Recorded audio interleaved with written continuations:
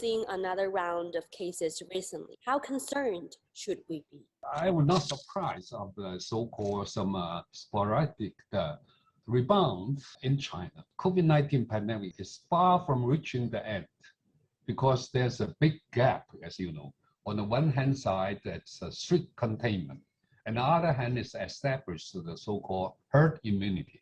So we need to be very much aware on the rebound of some country. Actually, some country have actually happened. So the policy decision maker, they reopen the society, economy too early. Mm-hmm. The so-called, we got that jump the gun. Yeah. So before the herd immunity is reached, a strict community interagency, the namely so-called mask distancing, hand washing, isolation of infected patients, and tracing contact should be continuing. Talking about this, there is a question on many minds. From an expert's point of view, how can vaccinations help prevent further outbreaks of COVID-19? If the protective rate of vaccine is about 70%, mm-hmm. So at least 80% of the population should receive vaccination. If the protective rate is 80% of this vaccine, so at least 70% of the population should receive vaccination. That's one point.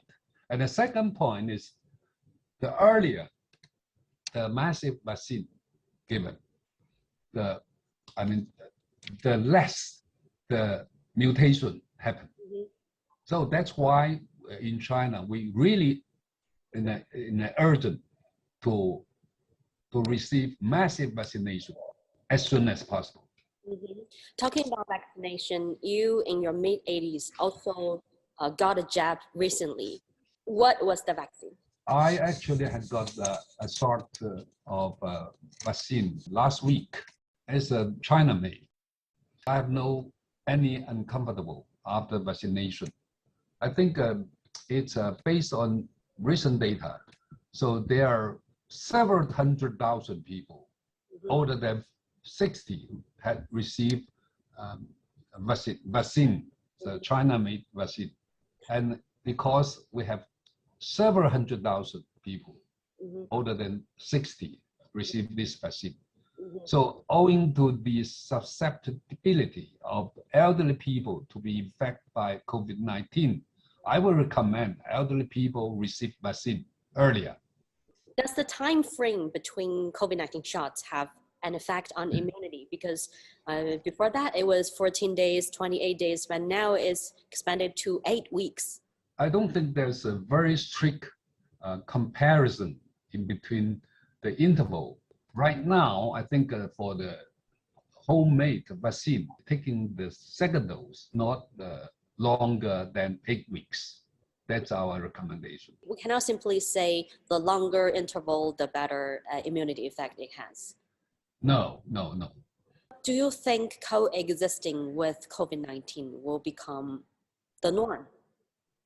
If the impact of the health by COVID-19 is going less over time, so long time coexistence with COVID-19 with human will be possible. So if the protective rate of vaccine is no longer 1 year, so vaccination mm-hmm. should be given every year. That's all possible, similar to influenza. In particular, as you know, the mutation is a virus and developed in some of the countries. We only can go and see what happens.